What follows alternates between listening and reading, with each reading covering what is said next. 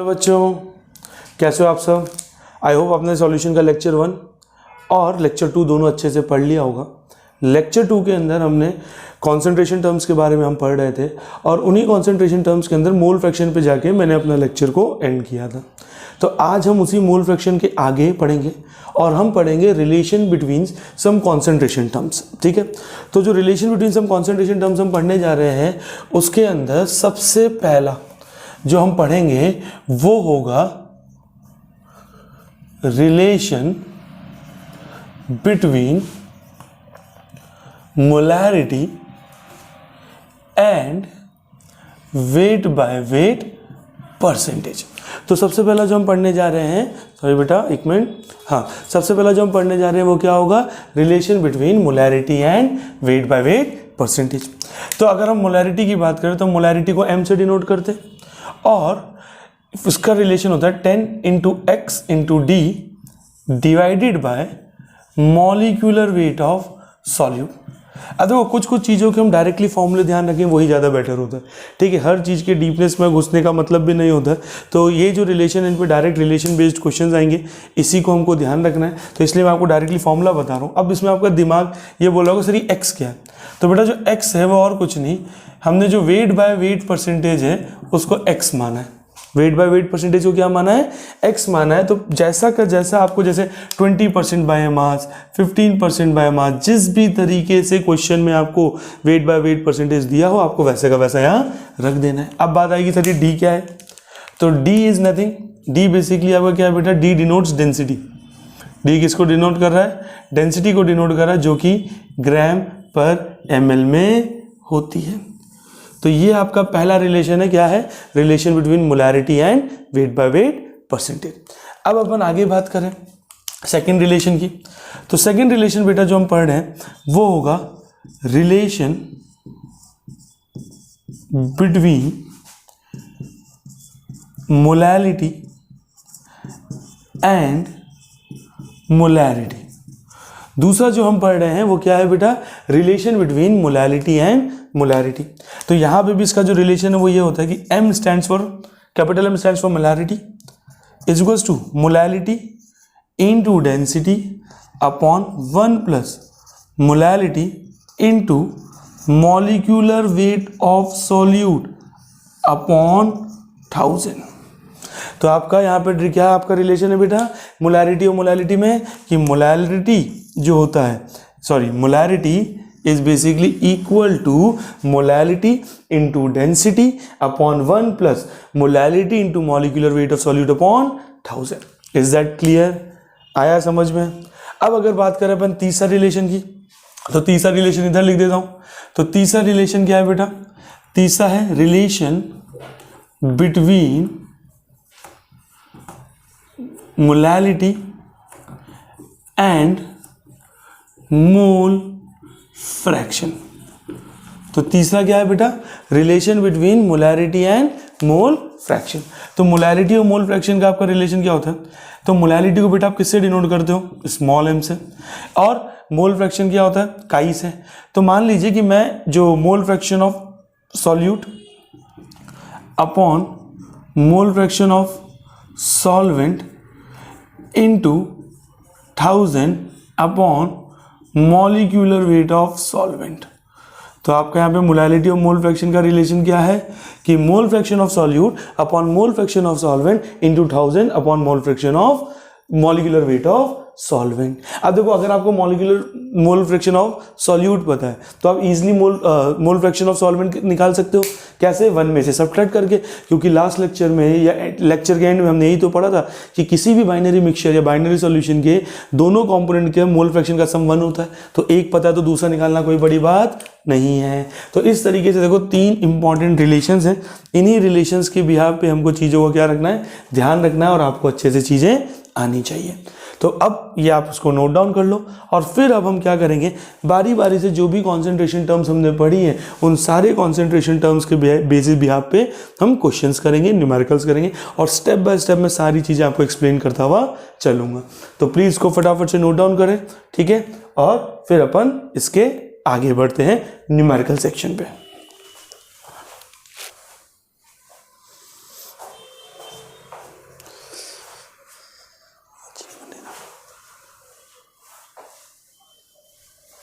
चलिए बच्चों, ठीक है, तो मैं आपको रब कर देता हूं, आपने लिख लिया होगा। चलो तो न्यूमेरिकल्स करेंगे, ठीक है। और सबसे पहली चीज़ जो हम न्यूमेरिकल्स के अंदर कवर करेंगे वो हमारी एनसीईआरटी है, ठीक है। तो एनसीईआरटी बेस्ड हम क्वेश्चंस सारी चीज़ें करेंगे, प्रैक्टिस करेंगे, ठीक है बेटा। और फिर सब चीज़ों को अच्छे से हम आगे बढ़ाते हुए देखेंगे, ठीक है। चलो तो अपन स्टार्ट करते हैं क्वेश्चंस के साथ, न्यूमेरिकल्स के साथ। तो आपको देखो सबसे पहला जो क्वेश्चन है, सबसे पहला जो क्वेश्चन यहां पर आपके लिए है वो आपको क्या बोल रहा है,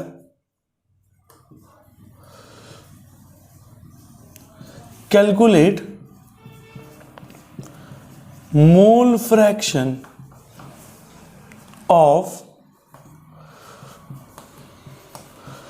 ethylene glycol in a solution containing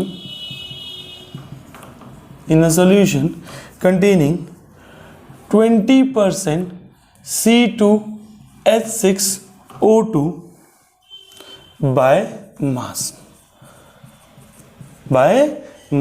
तो ये जो C2H6O2 है बेटा, ये आपका इथाइलिन ग्लाइकॉल का ही फॉर्मूला है। तो चलो अब सॉल्यूशन देखते हैं। तो सॉल्यूशन क्या होगा, तो अच्छे से समझना सबसे पहले क्वेश्चन क्या कह रहा है।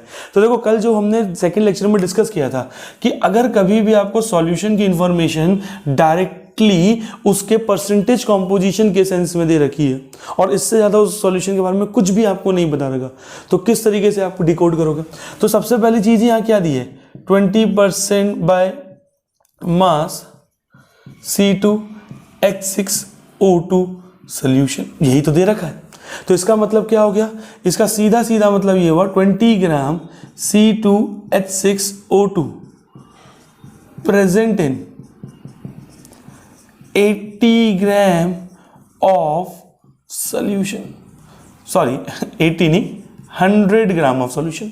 तो जैसे ही आपने जो परसेंट बाय मास आपको डायरेक्टली परसेंटेज कॉम्पोजिशन दे रखा था, उसको जैसे ही आपने यहाँ पर क्या किया, डिकोड कर लिया, तो आपको देखो अब आपको क्लियरली दिख रहा है कि जो सॉल्यूट है वो 20 ग्राम है और सॉल्यूशन का टोटल वेट 100 ग्राम है।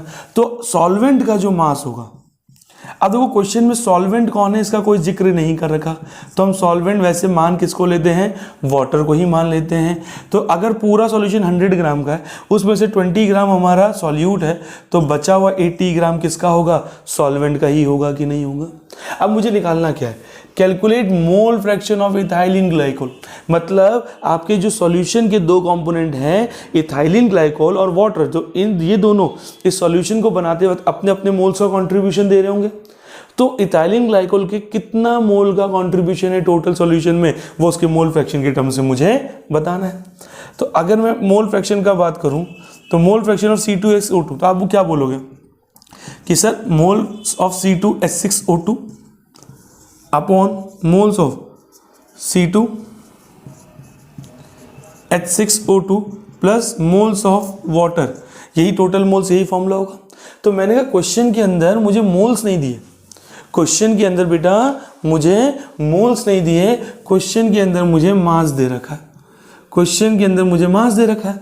तो मैंने कहा मास दे रखा है तो मोल्स निकालना कोई बड़ी बात नहीं है। तो अगर मोल्स ऑफ C2H6O2 निकालना है तो मैं easily given mass upon molar mass कर लूँगा कि नहीं कर लूँगा। ऐसे ही अगर मुझे मोल्स ऑफ वाटर निकालना होगा तो मैं given mass upon molar mass कर लूँगा कि नहीं। तो given mass upon molar mass जैसे ही करेंगे तो आप देखिए इथाइलिन ग्लाइकोल का गिवन मास है 20। अब बात आती है मोलर मास की, बात आती है मोलर मास की। तो देखिए एक कार्बन का मास 12, दो कार्बन का 24, एक हाइड्रोजन का 1, 6 हाइड्रोजन का 6, एक ऑक्सीजन का 16, दो ऑक्सीजन का 32। तो 24 प्लस 6 30, 30 प्लस 32 62, 20/62। और गिवन मास वाटर का है 18, मोलर मास वाटर का 18। तो 80 अपॉन 18 हम कर देंगे कि नहीं कर देंगे। तो जैसे इस तरीके से हम करेंगे तो देखो आप सॉल्व करोगे तो हम मोल्स आएंगे 0.322 मोल। देखो मेरे पास थोड़ा लिबर्टी है, मोबाइल से मैं सॉल्व कर लिया, आप लोग न्यूमेरिकली सॉल्व करिएगा। और यहाँ पे वाटर के मोल्स आएंगे 4.444 मोल्स। तो आओ यहाँ पे रख देते हैं। तो जब मोल्स निकल गए तो 0.322 अपॉन 0.322 प्लस 4.444 इसको सॉल्व करें। तो जैसे ही आप इसको सॉल्व करेंगे तो यहाँ पे आपके पास 0.322 अपॉन देखिए 4026 4.766 आ गया कि नहीं। तो देखो बेटा पॉइंट से पॉइंट कैंसिल, तो 322 अपॉन 4766 इसको सॉल्व करेंगे तो 0.068 आएगा। इसको सॉल्व करेंगे तो क्या आएगा बेटा 0.068 आपके पास आएगा। तो देखो mole fraction of ethylene glycol आ गया। अब क्वेश्चन में भले ही मोल फ्रैक्शन ऑफ वाटर नहीं पूछा, बट फिर भी मुझे अगर बताना हो तो मैं क्या बोल सकता हूँ कि जो मोल फ्रैक्शन ऑफ वाटर होगा it will be 1 minus mole fraction of ethylene glycol, क्योंकि इथाइलिन ग्लाइकोल वाटर के साथ मिलकर एक बाइनरी सोल्यूशन बना रहा है और बाइनरी सोल्यूशन के अंदर सम ऑफ कंपोनेंट्स का मोल फ्रैक्शन का सम क्या होता है 1। तो 1 माइनस 0.068 होगा कि नहीं होगा। सब्ट्रैक्ट कर लेंगे, हम क्या कर लेंगे सब्ट्रैक्ट कर लेंगे तो क्या आएगा इट विल कम समथिंग 0.932। ये आपका आंसर हो गया। और मोल फ्रैक्शन आपका एक यूनिटलेस क्वांटिटी होता है। तो आई होप बच्चों आपको समझ में आया होगा अच्छे से, ठीक है।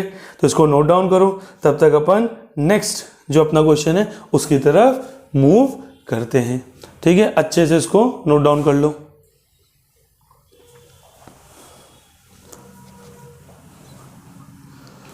ठीक है, चलो बहुत अच्छे, लिख लिया सबने, चलो आ जाओ, ठीक है आगे बढ़े। तो नेक्स्ट क्वेश्चन आएगा। तो देखो यहाँ पे मैं आपको एक एक चीज़ कैसे थॉट प्रोसेस लगानी है, किस तरीके से आपको चीज़ें ध्यान रखनी है, क्वेश्चन रीड कैसे करना है, उस पर अप्रोच कैसे लगानी है, सब मैं आपको यहाँ पे बताते चलूँगा। आपको सिर्फ अच्छे से अच्छे ध्यान रखना है। तो जो नेक्स्ट क्वेश्चन है बेटा, वो नेक्स्ट क्वेश्चन कुछ इस तरीके से है। नेक्स्ट क्वेश्चन क्या है, calculate molarity of a solution containing 5 gram NaOH in 400 ml solution, in 400 ml solution, ठीक है। तो यहां पर अगर अपन बात करें तो क्या होगा, तो देखो आपसे क्या पूछा है मोलैरिटी निकालो सॉल्यूशन की। कब, जब 5 ग्राम NaOH को 400 ml सॉल्यूशन में मैंने उसको क्या कर दिया है डिसॉल्व कर दिया। तो अगर मैं गिवन की बात करूं तो क्वेश्चन में हमें साफ साफ मास ऑफ NaOH गिवन है, जिसको हम क्या मानते हैं सॉल्यूट मानते हैं, वो कि 5 ग्राम, जो कि क्या गिवन है 5 ग्राम गिवन है। और मास ऑफ मास नहीं वॉल्यूम ऑफ सॉल्यूशन की अगर मैं बात करूं तो वॉल्यूम ऑफ सॉल्यूशन क्या गिवन है 450 ml, लीटर में कर लें 0.5 लीटर। अब मोलैरिटी के अंदर क्या होता है moles of solute upon volume of solution in litre.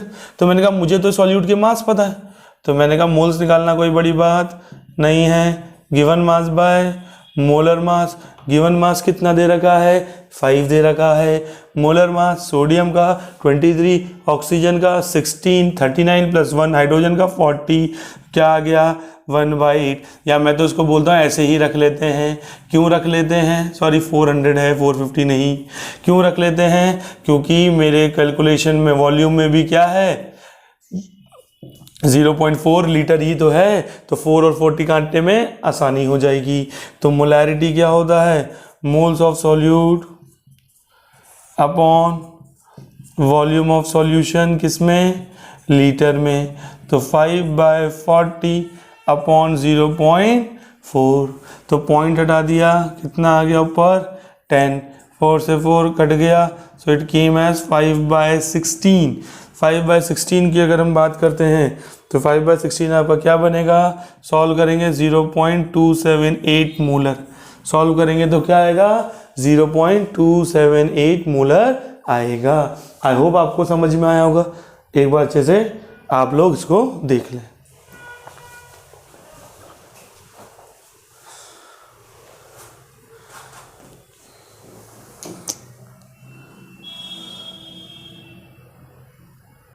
चलो, तो आपको अच्छे से समझ में आया ये पूरा टॉपिक। तो इसके अंदर हमने क्या किया, एक एक पूरा मोलैरिटी निकाला। मोलैरिटी का क्वेश्चन था तो कैसे गिवन लिखना है, कैसे स्टेप बाय स्टेप इस पर अप्रोच बनानी, सारी चीजें हमने डिस्कस कर ली। अब अपन मूव करते हैं बेटा नेक्स्ट क्वेश्चन पे। तो नेक्स्ट क्वेश्चन जो हमारा है वो क्या कह रहा है, आओ देखें। तो नेक्स्ट क्वेश्चन कुछ ऐसा सा है बेटा कि नेक्स्ट क्वेश्चन में हमसे मोलैलिटी कैलकुलेट कराई जा रही है। क्या कैलकुलेट कराई जा रही है, मोलैलिटी। और ऐसा बोला है कि कैलकुलेट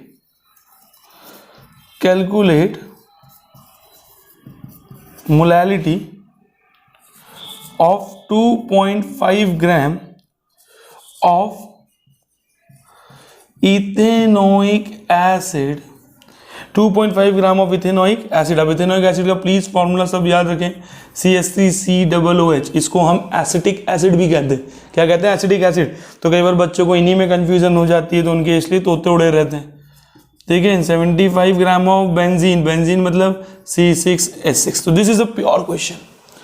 मैंने कहा अच्छा मोलैलिटी निकालनी है, तो मैंने कहा मोलैलिटी निकालनी है तो मोलैलिटी का तो फॉर्मूला होता है moles of solute upon mass of solvent KG में।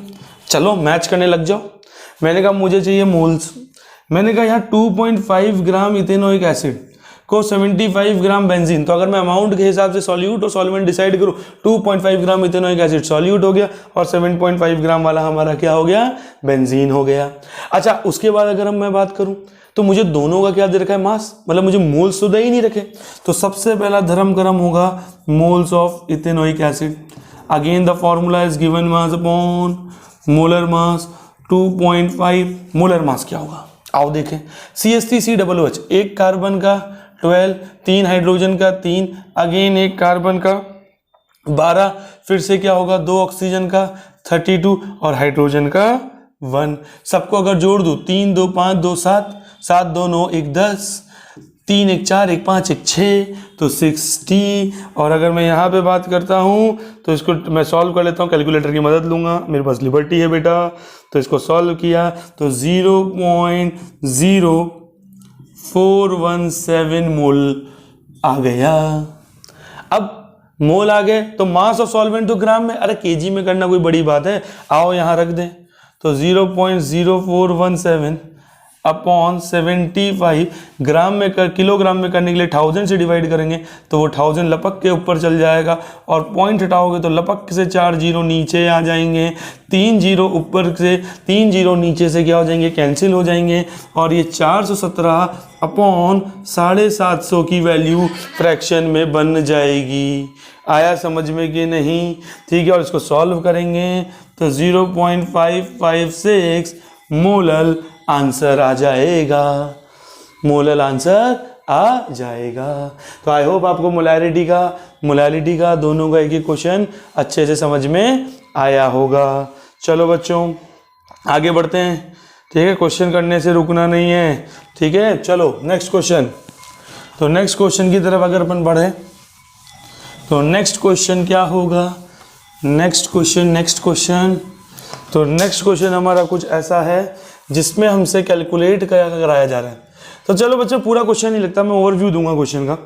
Calculate the mass percentage of benzene, मुझे weight by weight percent of benzene C6H6 calculate करना है, एंड कार्बन टेट्राक्लोराइड इसका भी, एंड CCl4 का wait by wait percentage calculate करना है।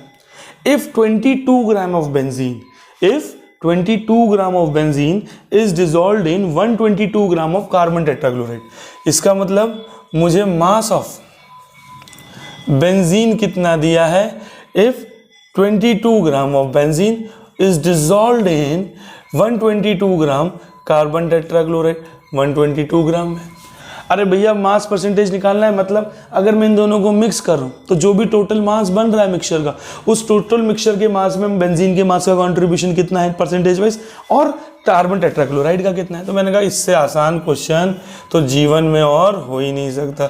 ये एनसीईआरटी वाले भी ऐसे लल्लू लल्लू क्वेश्चन डाल देते हैं भैया, लल्लू लल्लू क्वेश्चन से ही अच्छे क्वेश्चन बनाने की हिम्मत आती है।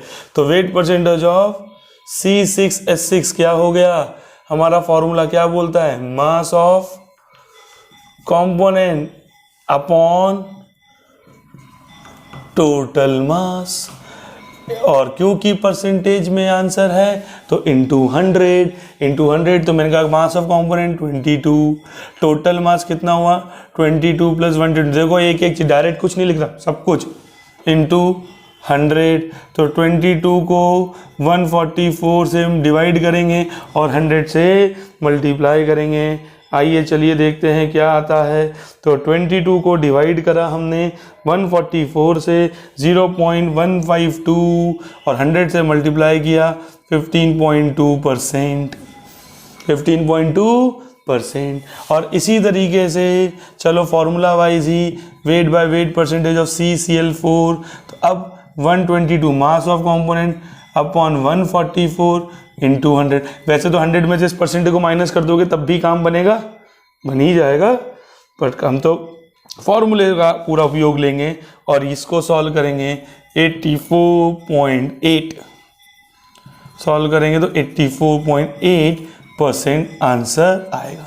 तो देखो आराम से हमने पूछा क्या था हमें, ये क्वेश्चन है वेट बाय वेट परसेंट इसका, जिसमें बेंजीन का मास, कार्बन टेट्राक्लोराइड का मास, सबका मास दे डाला तो हमने कहा ठीक है दे दनादन दोनों का मास परसेंटेज हम आपको दे डालते हैं, और हमने दोनों का दे डाला।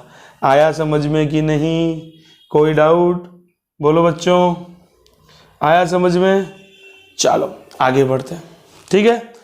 तो अपन यहाँ से नीचे वाला क्वेश्चन हटा देते हैं, ठीक है। तो नीचे वाला क्वेश्चन हमने यहाँ से हटा दिया। आइए देखें नेक्स्ट क्वेश्चन क्या कहता है हमसे, आइए देखें नेक्स्ट क्वेश्चन क्या कहता है। तो नेक्स्ट क्वेश्चन ये कहता है calculate the mole fraction of benzene, ठीक है। Calculate the mole fraction of benzene in a solution containing 30% by mass in carbon tetrachloride. तो मैंने कहा मुझे मोल फ्रैक्शन ऑफ C6H6 निकालना है, ठीक है। और कहाँ पे निकालना है, तो जो मेरा मिक्सचर है, तो इन्होंने बोला आपके मिक्सचर जो भी है उसमें 30% बेंजीन बाय मास प्रेजेंट है इन CCl4। वहाँ पे 30% बेंजीन प्रेजेंट है बाय मास किसके अंदर, CCl4 के अंदर प्रेजेंट है। तो मैंने कहा अगेन देखो, जब भी डायरेक्टली मास परसेंटेज या परसेंटेज कॉम्पोजिशन में कुछ भी गिवन हो तो उसको डिकोड कैसे कर लें। Wait by wait percentage 30 gram benzene in 100 gram solution, 100 gram solution. तो क्या पता चल गया, बेंजीन का मास है CC से 30 ग्राम और 70 ग्राम, क्योंकि सॉल्यूशन 100 ग्राम में से 30 ग्राम बेंजीन का ले उड़े, तो मास ऑफ सॉल्वेंट, और सॉल्वेंट कौन है CCl4, 70 ग्राम आ गया कि नहीं।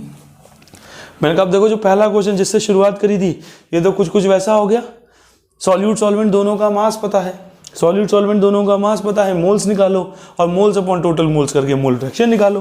तो मैंने कहा ठीक है भैया, तो moles of C6H6 given mass 30 upon molar mass 78, moles of CCl4 given mass 70 upon molar mass. अच्छा देखो एक क्लोरीन का 35.5, तो 4 का मल्टीप्लाई कर लें, 4 5 जा 20, 4 5 जा 22, 22, 4 3 जा 12, 13, 142, 142 में कार्बन का 12 जोड़ लें तो 154, 30 बाय 78, 30 बाय 30 डिवाइडेड बाय 78, 0.38, और 70 डिवाइडेड बाय 154, 0.45, तो मोल फ्रैक्शन के लिए क्या करें, मोल्स किसका निकालना है, बेंजीन का, तो उसके मोल्स ऊपर अपॉन टोटल मोल्स में बेंजीन के मोल्स में CCl4 के मोल्स को जोड़ दें, तो जोड़ेंगे तो 0.38 अपॉन 0.38 प्लस 0.45, तो 0.38 प्लस 0.45 0.83, तो 0.38 डिवाइडेड बाय 0.83 0.45 मोल फ्रैक्शन आ गया, 0.45 मोल फ्रैक्शन आ गया। तो बेटा बेंजीन का मोल फ्रैक्शन अगर आ गया तो आप यहाँ से कार्बन टेट्राक्लोराइड का मोल फ्रैक्शन इजीली निकाल सकते हो। कैसे निकालोगे, CCl4 में से 1 minus mole fraction of benzene 0.55 आएगा, बिल्कुल आएगा। तो बेटा अपन ने कितने क्वेश्चन कर लिए, 5 क्वेश्चन अभी अपन ने यहाँ पे डिस्कस कर लिए और हमने यहाँ पे रिलेशंस भी डिस्कस कर लिए। ठीक है, तो और न्यूमेरिकल सब अपन स्टार्ट करते हैं करना। नेक्स्ट न्यूमेरिकल पे अपन क्या करते हैं, मूव करते हैं। जब तक आप इसको क्या कर लो, नोट डाउन कर लो। ठीक है, और फिर अपन नेक्स्ट न्यूमेरिकल के साथ मिलते हैं। तो चलो फटाफट से इसको नोट डाउन करो। ठीक है, मैं 2 मिनट पानी पी लेता हूँ और हम उसके बाद नेक्स्ट न्यूमेरिकल के साथ आपको आगे बढ़ेंगे। ठीक है, चलो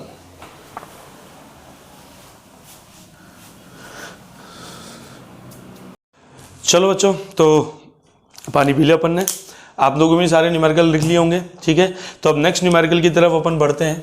तो नेक्स्ट न्यूमेरिकल आपका क्या कह रहा है, नेक्स्ट न्यूमेरिकल आपका ये कह रहा है कि मान लेते हैं कि हमारे पास एक सोल्यूशन है।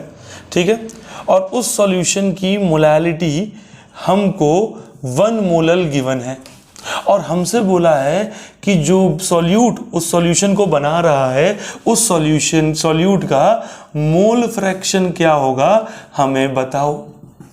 ये क्वेश्चन है, मैं लैंग्वेज नहीं लिख रहा, आपके लिए डाटा मैंने दे दिया कि एक सॉल्यूशन है जिसकी मोलैलिटी 1 मोलल है और सॉल्यूट का मोल फ्रैक्शन उसके अंदर मुझे बताना है। तो मैंने कहा इस तरीके के ही क्वेश्चन के लिए ही तो रिलेशन पढ़े हैं, जहां पे एक चीज देके कंसंट्रेशन टर्म देके दूसरी पूछी हो। तो मैंने कहा चलो आओ रिलेशन यूज करने का टाइम आ गया। तो रिलेशन क्या कहता है, रिलेशन ये कहता है कि molality is equals to mole fraction of solute upon mole fraction of solvent into 1000 upon molecular weight of solvent, यही कहता है। अब आप बोलोगे ये दोनों क्वांटिटी अलग अलग है। अरे मैंने कहा क्यों अलग है भैया, सॉल्यूशन है, बाइनरी सॉल्यूशन है, एक का पता है तो दूसरे का 1 में सब्ट्रैक्ट करके उसका भी लिख सकते हो। तो अगर मैं सॉल्यूट का मोल फ्रैक्शन x मान लेता हूँ, इस सॉल्यूट का मोल फ्रैक्शन x, तो मुझे क्या पता चल गया कि molality is equals to x और सॉल्वेंट की मोल फ्रैक्शन 1 माइनस x 1000 और मॉलिक्यूलर वेट ऑफ सॉल्वेंट। तो जब भी एक्वा सॉल्यूशन में कुछ भी सॉल्वेंट का जिक्र नहीं हो तो हम उसको वाटर मान लेते हैं और वाटर का मोलर मास 18 होता है और 18 को 1000 से काटते हैं तो 55.5 आता है। कुछ कैलकुलेशन जितना अच्छे से याद रखोगे उतना बेटर है। अब आपको देखो क्वेश्चन में मोलैलिटी 1 दे रखी है तो 1 लिख दिया, इसको क्रॉस मल्टीप्लाई करें तो 1 minus x is equals to 55.x, x को इधर भैया ट्रांसफर मार दो, देखो बच्चों की तरह चल रहा है, ऐड होके 56.x बनाएगा। तो x की वैल्यू 1/56.5 0.017 मोल फ्रैक्शन आ गया। टंटैंग, यहाँ पे देखो x का मोल फ्रैक्शन, x क्या है, मोल फ्रैक्शन ऑफ सॉल्यूट। तो एक तरीके से ये आपके पास मोल फ्रैक्शन ऑफ सॉल्यूट आ चुका है। बोलो आया समझ में कि नहीं आया, आया अच्छे से समझ में कि नहीं आया, बहुत बेहतरीन, पक्का।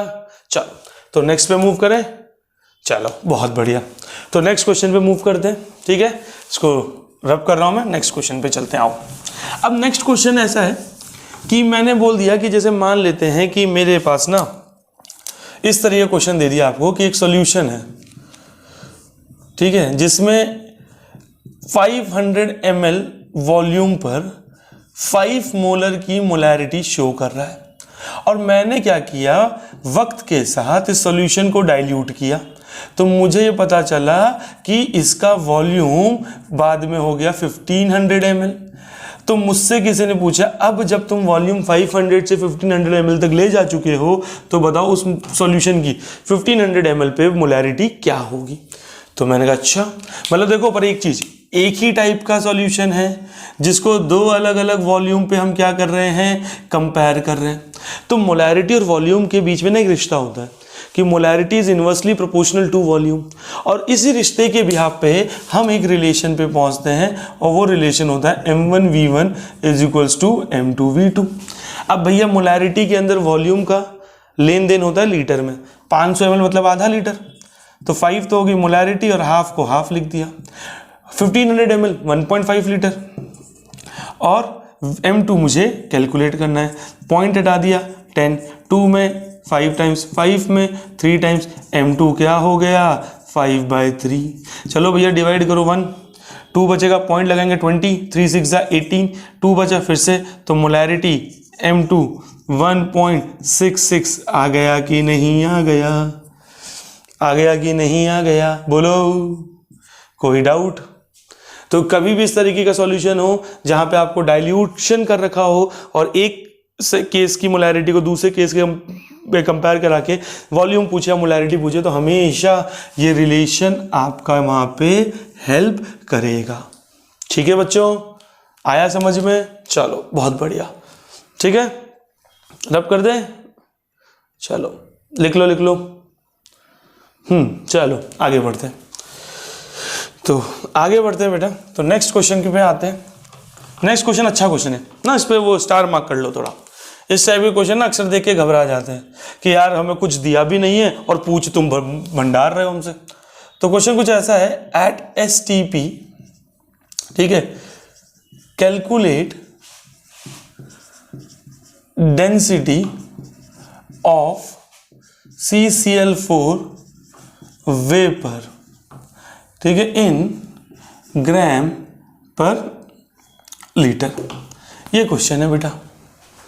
अब ये क्वेश्चन है, मैंने कहा यार मैं क्या बोल रहा हूं, तुम लोग इसको पढ़ के बोलो तो कुछ तो दिया नहीं है, कुछ एक गिवन नहीं दिया और सीधा डेंसिटी उठा के पूछ ली, इसमें कहां से अप्रोच लगा दे, कैसे अप्रोच लगा दे, तो बिल्कुल तुम्हारी दिक्कत है, मैं समझ रहा हूं।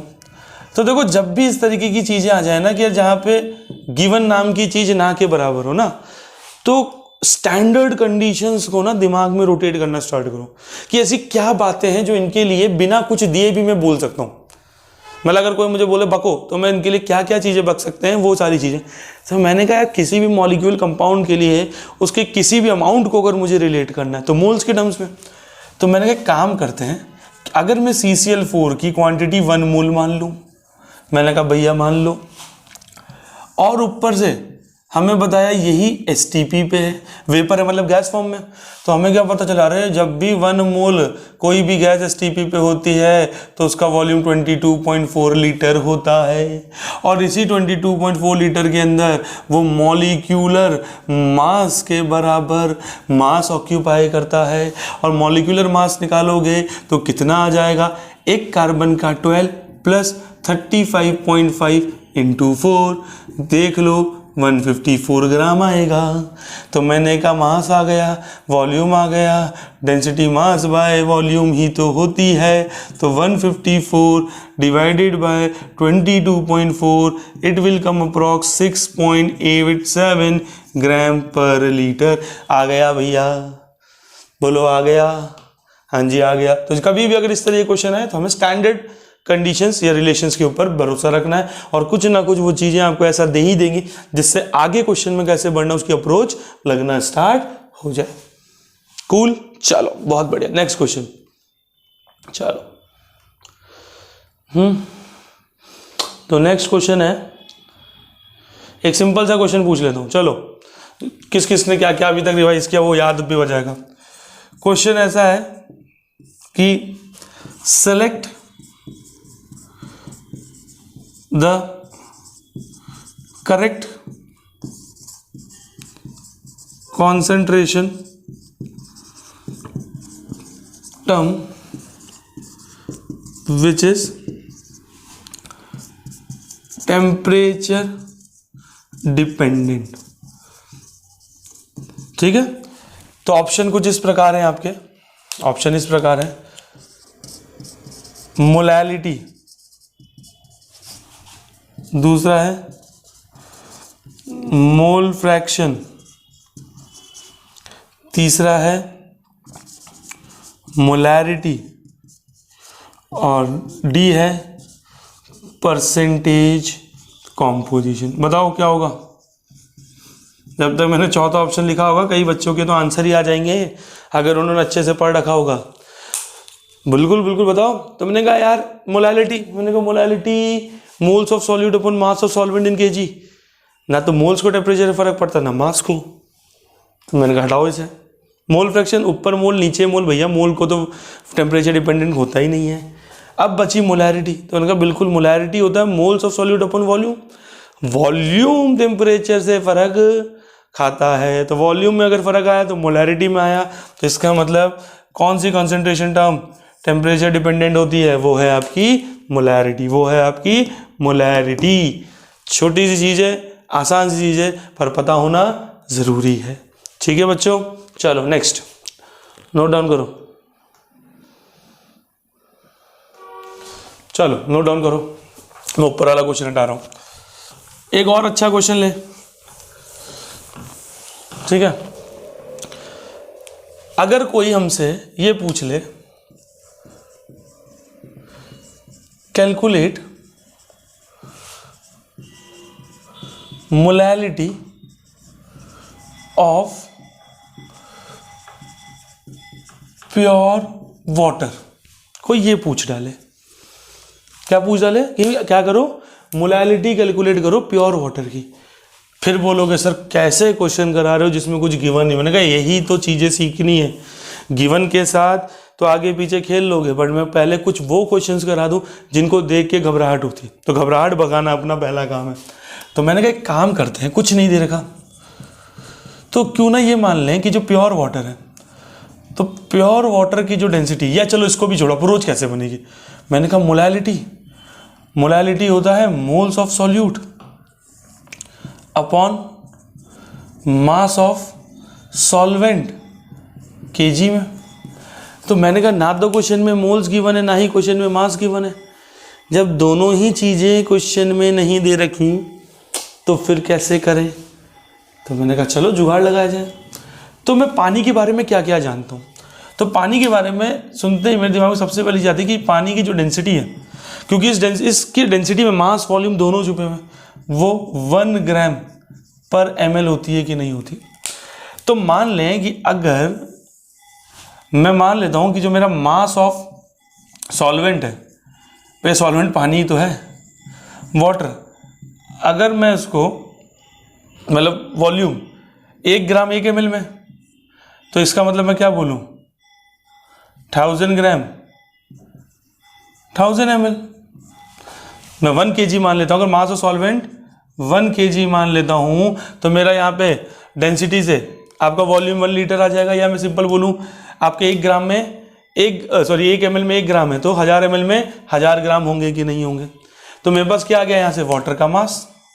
यहाँ से क्या आ गया बेटा, वाटर का मास। वाटर का मास आ गया तो मोल कैसे निकलेंगे वाटर के, given mass upon molar mass. Given mass क्या है 1000, मोलर मास कितना है 1855.5।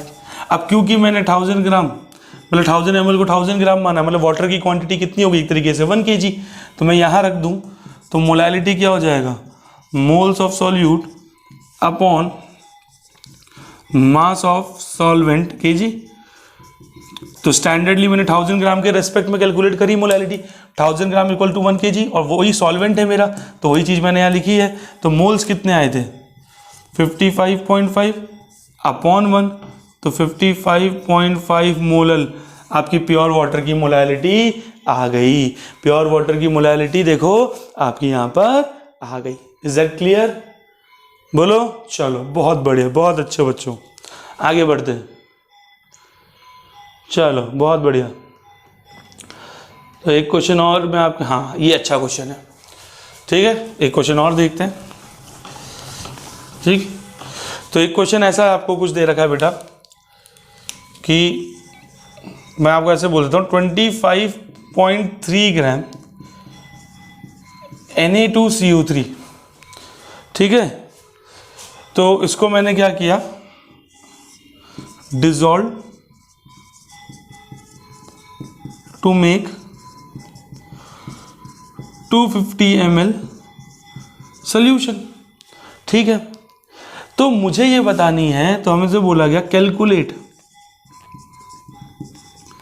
Molar concentration of Na plus and CO3 -2 ions, और हमें ये बता रखा है कंप्लीटली डिसोसिएट हो रहा है। मैंने कहा अच्छा भैया इसका देके पूछ इसके आयंस करें, तो मैंने कहा भैया पहली बात तो ये आयंस मिलेंगे कैसे, तो आयंस तब मिलेंगे जब आपका Na2CO3 कंप्लीटली डिसोसिएट होगा 2 Na plus ions plus CO3 -2, इसी में होगा। तो मुझे यहाँ से क्या पता चल रहा है, अगर मैं इसके स्टोइक्योमेट्रिक रिलेशन देखूँ, देखो और कभी भी रिलेशंस की बात होती है, रिएक्शन के अंदर हमें एक के रिस्पेक्ट में दूसरे कैलकुलेशन करनी होती है, तो स्टोइक्योमेट्रिक रेशियो ही है वो बेस जो बनाता है कि भैया इसके बदले इसको इतना मिलेगा, तुम एक हो तो वो दो होगा, तो वो दो है तो तुम आधे होंगे, ये सारी चीज स्टोइक्योमेट्रिक रिलेशन ही। तो यहाँ से मुझे क्या पता चल रहा है कि 1 मोल Na2CO3 जब डिसोसिएट होगा तब जाके 2 मोल Na प्लस और 1 मोल कार्बोनेट आयन बनेगा। तो मैंने कहा काम का अगर ये कर लूँ कि 25.3 ग्राम Na2CO3 में कितने मोल्स हैं, तो उसके रेशियो में Na प्लस के मोल्स और CO3 -2 के मोल्स आ जाएंगे। तो मैंने कहा बिल्कुल करे, तो चलो आओ, तो मोल्स ऑफ Na2CO3 कैसे निकलेंगे, given mass upon molar mass 25.3, और मेरे ख्याल से इसका मोलर मास, आओ कैलकुलेट करें कितना होगा, 46 तो हो गया सोडियम का, ठीक है बच्चों, प्लस 12 हो गया कार्बन का, और 48 हो गया ऑक्सीजन का, 8 2 10 और 6 16, 4 1 5 1 6 और 4 10, 106 ग्राम। तो 106 आ गया कि नहीं, तो मैं थोड़ा सा कैलकुलेटर यूज़ कर लेता हूँ, ठीक है, liberty of being a faculty. तो चलिए 25.3 डिवाइडेड बाय 106, तो इट केम 0.23 मोल्स, 0.23 मोल्स। इसका मतलब मेरे पास इसके 0.23 मोल है। तो अगर 1 मोल में इसके 2 मोल बने तो 0.23 मोल में से कितने बनेंगे, 0.46 मोल्स, और कार्बोनेट के सेम 0.23 मोल ही रहेंगे। अब मोलैरिटी क्या होती है, तो मोलैरिटी होता है मोल्स अपॉन वॉल्यूम लीटर में। मोल्स तुम्हारे पास आ चुके हैं, अब वॉल्यूम कितना है 250 ml, 250 ml मतलब 0.25, अगर मैं यहीं पे इसको डिवाइड कर दूं तो n/v मतलब मोलैरिटी तो है, तो अगर मैं 0.23 को 0.25 से डिवाइड करता हूं तो इट केम एज 0.95 मोलर, और 0.46 को अगर मैं 0.25 से डिवाइड करता हूं तो ये आएगा कुछ 1.90 मोलर।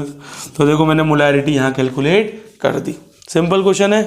क्वेश्चन में करना क्या था कि आपको कंपाउंड का मास दिया था और उस कंपाउंड की डिसोसिएशन पे जो उसके आयंस बन के निकल रहे उनकी मोलैरिटी पूछी थी।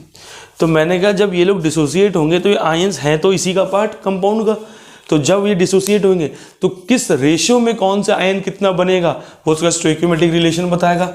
हमने पहले वो देखा, फिर मैंने देखा कि यार चलो अगर मोलैरिटी क्या होता है, मोल्स अपॉन वॉल्यूम। वॉल्यूम तो क्वेश्चन में सीधा सीधा गिवन है, अगर इन दोनों के मोल्स पता चल जाते हैं तो मुझे मोलैरिटी निकालना कोई बड़ी बात नहीं है। तो मैंने कहा इनके मोल्स डायरेक्टली नहीं, मैंने कहा Na2CO3 के रिस्पेक्ट में मुझे मास दे रखा है, इसके मोल्स निकाले और स्टोइकियोमेट्रिक रिलेशन के बिहाफ पे इनके मोल्स तक पहुंचा, वॉल्यूम से डिवाइड किया, मोलैरिटी आ गई कि नहीं आ गई, आई बच्चों की नहीं आई, बोलो कोई डाउट, श्योर। चलो फटाफट से इसको देखो, लिख लो।